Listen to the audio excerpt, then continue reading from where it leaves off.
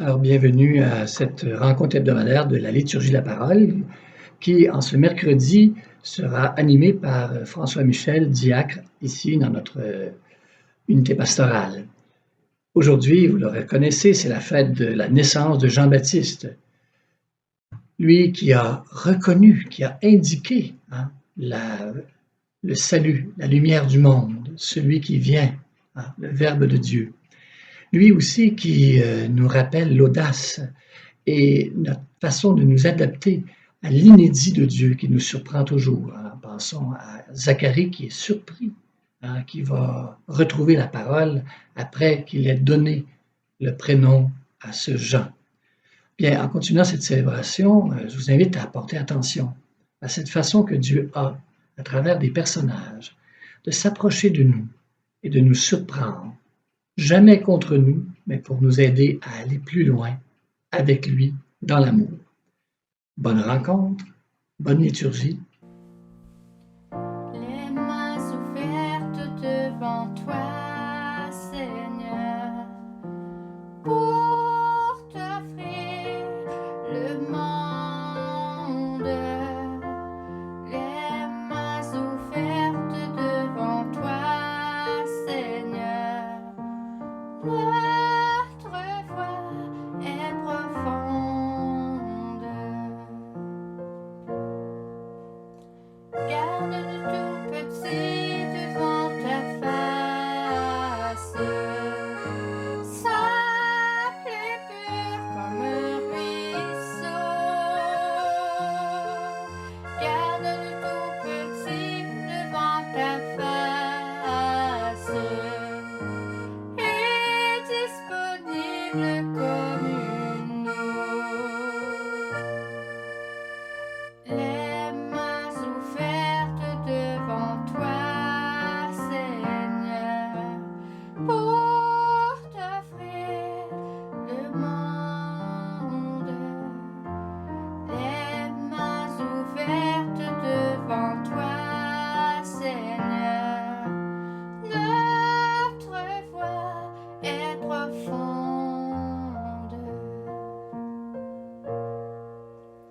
Garde-nous tout petit devant ta face, brûlant d'amour et plein de joie. Garde-nous tout petit parmi nos frères, simple chemin devant leur pas. Les mains ouvertes devant toi, Seigneur, pour t'offrir le monde. Les mains ouvertes devant toi, Seigneur, notre voix est profonde. Et bienvenue à cette célébration qui souligne aujourd'hui la nativité de Saint Jean-Baptiste, appelé le précurseur pour les chrétiens. Le prophète Jean-Baptiste a reconnu en Jésus celui qui sauverait le monde de tous ses péchés. Au IVe siècle, devant la persistance de manifestations païennes, le christianisme institua la fête de Saint Jean-Baptiste au jour le plus près du solstice d'été, soit le 24 juin, récupérant ainsi avec prudence les feux de joie pour la bonne nouvelle. Le 10 mai 1908, suite à de multiples représentations du clergé canadien francophone, le pape Pie X déclare « Nous établissons, nous constituons et nous proclamons Saint Jean-Baptiste, patron spécial auprès de Dieu des fidèles franco-canadiens, tant de ceux qui sont au Canada que ceux qui vivent sur une terre étrangère. » Plusieurs décennies plus tard, en 1977, le gouvernement du Québec reconnaîtra le 24 juin comme fête officielle des Québécois. En ce jour de réjouissance, dans la joie et l'espérance, unissons les feux de nos cœurs au nom du Père, du Fils et du Saint-Esprit.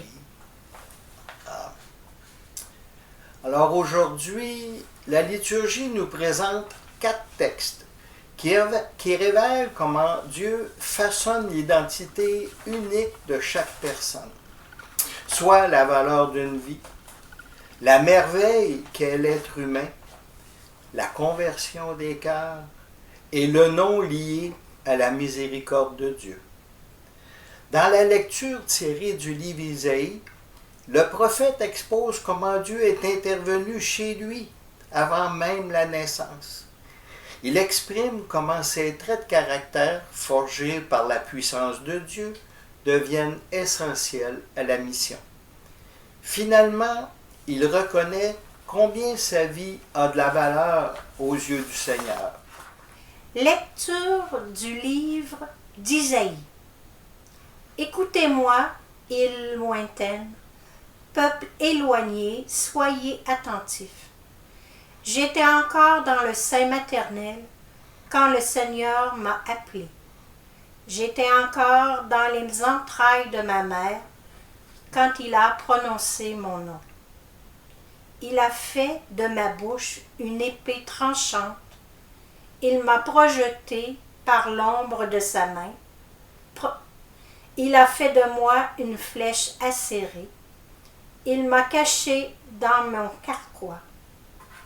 Il m'a dit, tu es mon serviteur Israël, en toi je manifesterai ma splendeur. Et moi je disais, je me suis fatigué pour rien. C'est pour le néant, c'est en pure perte que j'ai usé mes forces. Et pourtant, mon droit subsistait auprès du Seigneur, ma récompense auprès de mon Dieu. Maintenant, le Seigneur part, lui qui m'a façonné dès le sein de ma mère, pour que je sois son serviteur et que je lui ramène Jacob, que je lui rassemble Israël. Oui, j'ai de la valeur aux yeux du Seigneur. C'est mon Dieu qui est ma force. Et il a dit, c'est trop peu que tu sois mon serviteur pour relever les tribus de Jacob, ramener les rescapés d'Israël. Je fais de toi la lumière des nations, pour que mon salut parvienne jusqu'aux extrémités de la terre. Parole du Seigneur. Isaïe se perçoit comme un prophète et un serviteur de Dieu. Prophète, il annonce le salut, mais aussi il dénonce ce qui fait obstacle au salut.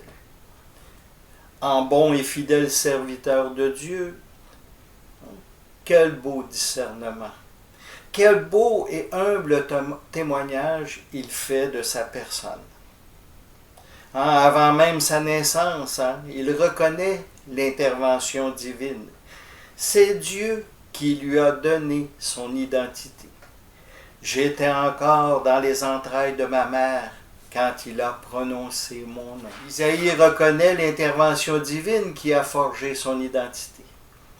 Il a fait de ma bouche une épée tranchante, sa parole dérangée. Il reconnaît l'intention divine de son service et de sa mission. Je fais de toi la lumière des nations. Ici et maintenant, comme disciples du Christ, sommes-nous capables de discerner, de chanter et de clamer au monde notre identité et notre mission identitaire, individuelle et communautaire?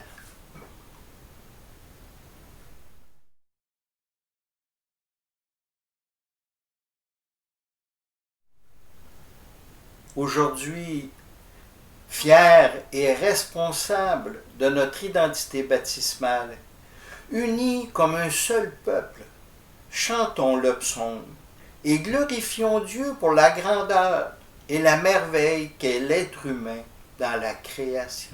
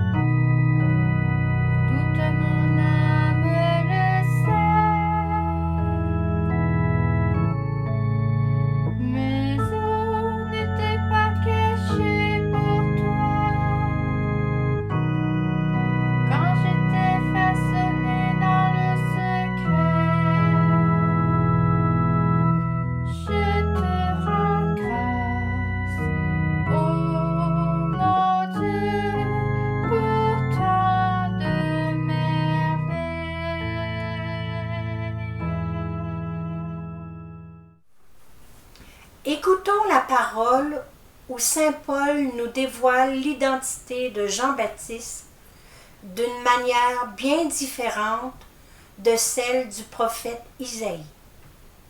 Non pas à partir de ce qu'il est, mais bien à partir de ce qu'il n'est pas. Lecture du livre des Actes des Apôtres. En ces jours-là, dans la synagogue d'Antioche de Pisidie, Paul disait aux Juifs: Dieu a, pour nos pères, suscité David comme roi et lui a rendu ce témoignage. J'ai trouvé David, fils de Jessé. C'est un homme selon mon cœur qui réalisera toutes mes volontés. De la descendance de David, Dieu, selon la promesse, a fait sortir un sauveur pour Israël. C'est Jésus dont Jean-Baptiste a préparé l'avènement en proclamant avant lui un baptême de conversion pour tout le peuple d'Israël. Au moment d'achever sa course, Jean disait: « Ce que vous pensez que je suis, je ne le suis pas. Mais le voici qui vient après moi, et je ne suis pas digne de retirer les sandales de ses pieds. Vous, frères, les fils de la lignée d'Abraham, et ceux parmi vous qui craignent Dieu, c'est à nous que la parole du salut a été envoyé. Parole du Seigneur. Nous rendons gloire à Dieu. En Paul nous présente Jean-Baptiste avec une mission bien particulière. Préparer la venue de Jésus. Une mission en conformité avec la promesse faite par Dieu concernant la descendance du roi David et la lignée des fils d'Abraham. Ainsi, Jean proclamait un baptême de conversion pour préparer la venue. Pas uniquement la conversion d'un individu, mais bien la conversion de tout un peuple. Une conversion qui pousse vers l'humilité du cœur. Encore aujourd'hui, la conversion de Jean exige de gros changements des cœurs. D'abord un changement pour s'engager sur un chemin nouveau, puis pour accueillir la vérité, dans le but ultime de profiter d'une vie pleine et abondante. Pour mieux saisir l'identité de Jean-Baptiste, préparons nos cœurs à accueillir la parole qui va suivre.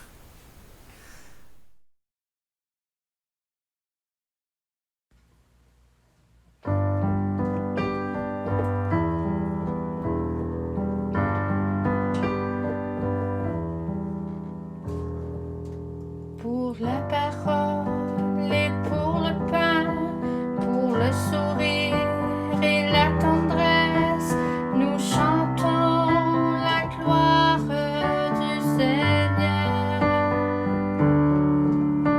Pour l'espérance et pour la paix, pour le pardon et pour l'amour, nous chantons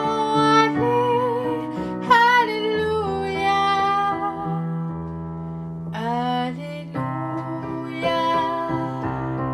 Alléluia, Alléluia,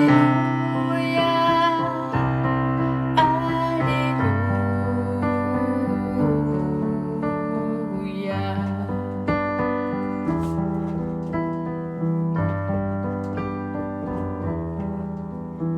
On vient sur terre pour aimer, pour vivre ensemble et partager et faire de chaque jour un feu de joie.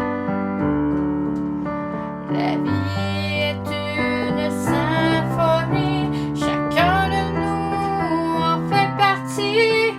Ensemble il faut chanter oh Alléluia. Alléluia,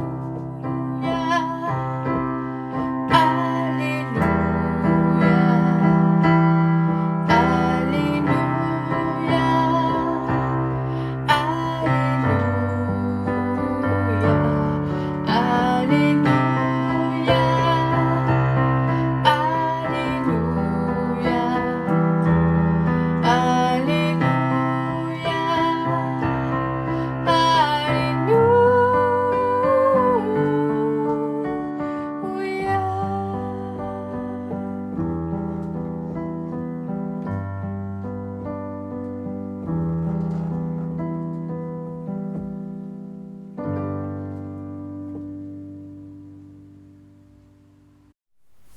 Bonne nouvelle de Jésus-Christ selon saint Luc.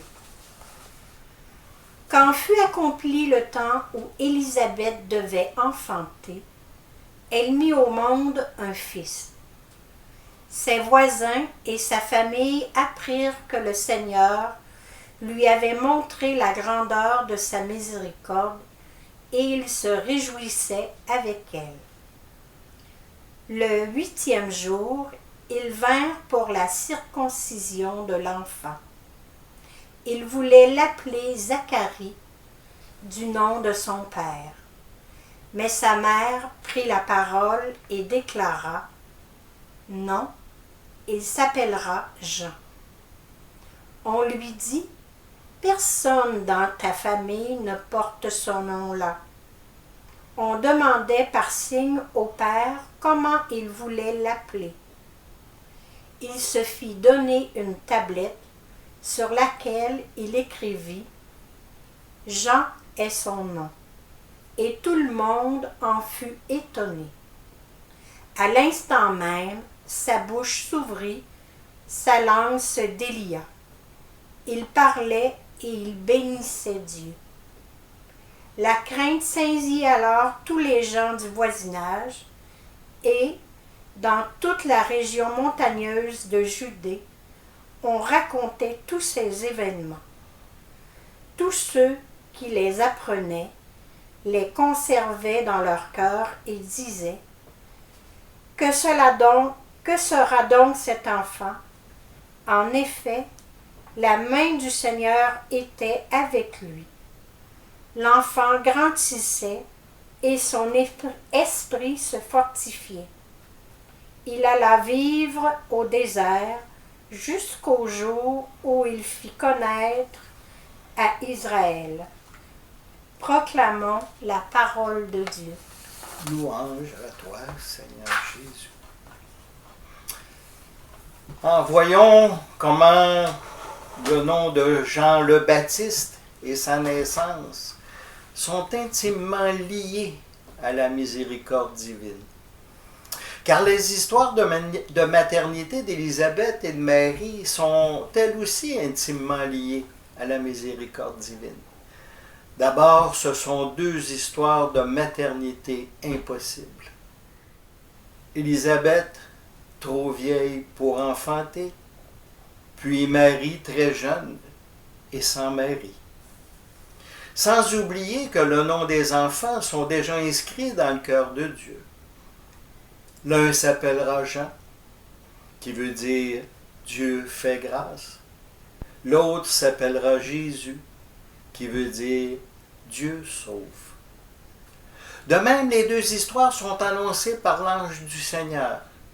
Marie est avisée directement et personnellement qu'elle enfantera un sauveur, le Messie. Alors que pour Élisabeth, l'ange se présente à Zacharie pour lui annoncer l'enfant à naître en vue d'une mission toute spéciale. C'est tellement une grosse affaire qu'il en perdra la voix. Et cela jusqu'au rituel de la circoncision où père et mère, ils auront à faire un choix, suivre ou non un protocole ancestral. L'histoire de la naissance de Jean nous relate la confiance d'une mère et la force de caractère d'un père. Car à l'encontre d'une forte tradition où normalement le premier-né d'une famille doit porter le nom de son père, Élisabeth témoigne à tous de la miséricorde de Dieu et intervient dans le choix du nom. Il s'appellera Jean. Zacharie tranche. Jean est son nom. Il retrouve ainsi la parole en bénissant et en chantant la gloire de Dieu. Que sera donc cet enfant? La main du Seigneur est avec Jean, mais personne ne connaîtra la vraie mission jusqu'au jour du moment venu. L'esprit fortifié, ce sera au désert que Jean-Baptiste se fera connaître du peuple d'Israël. Notre nom aussi est lié à la miséricorde divine. Le jour de notre baptême, ou en nous nommant, Dieu le Père a déposé en nos cœurs tout son amour. À chacun et chacune de nous maintenant de témoigner et d'annoncer son amour et de discerner notre mission identitaire au cœur du monde. Amen.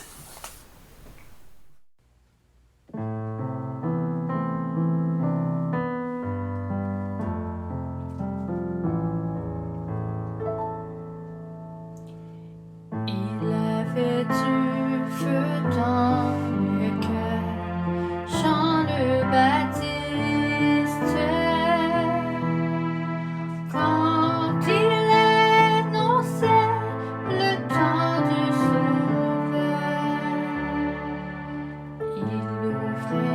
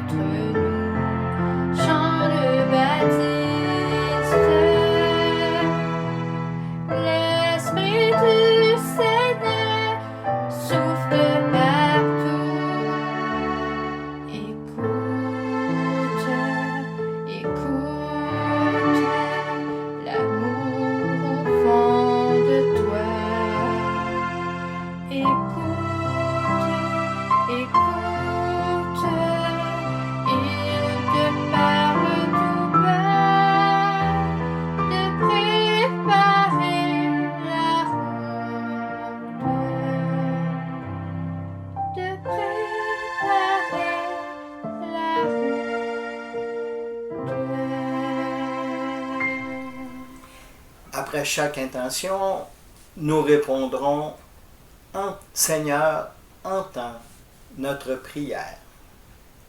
Seigneur, pour les pauvres, les malades, les personnes seules qui crient leur détresse et leur désespoir durant ce temps de confinement, qu'ils trouvent le réconfort à l'écoute de ta parole. Seigneur, entends notre prière. Prions pour la conversion des cœurs, qu'elle permette à chaque personne de vivre en plénitude la dignité d'être fils et fille du Père. Seigneur, entends notre prière. Prions pour nos prêtres et tous les ministres engagés qui annoncent l'évangile du Christ à la suite de Saint Jean-Baptiste. Seigneur, entends notre prière. Prions pour les Québécois et les Québécoises qui fêtent leur désir du vivre ensemble dans la joie et dans la paix. Seigneur, entends notre prière. Prions pour tous les croyantes et les croyants, qu'ils trouvent la force et l'espérance de proposer la route du salut annoncée par Jean-Baptiste, le dernier des grands prophètes. Seigneur, entends notre prière. Notre Père, qui es aux cieux, que ton nom soit sanctifié, que ton règne vienne, que ta volonté soit faite sur la terre comme au ciel. Donne-nous aujourd'hui notre pain de ce jour. Pardonne-nous nos offenses, comme nous pardonnons aussi à ceux qui nous ont offensés. Et ne nous laisse pas entrer en tentation, mais délivre-nous du mal. Alors moi, je tiens, en mon nom et au nom de France, je tiens d'abord à vous remercier, tout le monde, pour votre présence à cette célébration, même si elle est virtuelle. Nous remercions toutes les personnes qui ont contribué à la préparation de cette célébration. Et un merci tout spécial pour Brigitte, pour l'animation musicale. Seigneur, tu as nommé Jean-Baptiste par son nom et tu as fait de lui les derniers grands prophètes pour annoncer la venue de ton Fils. Nous te rendons grâce pour son témoignage et son patronage qui résonne aujourd'hui par la fierté du peuple québécois en fête. Allons dans la joie et dans la paix du Christ.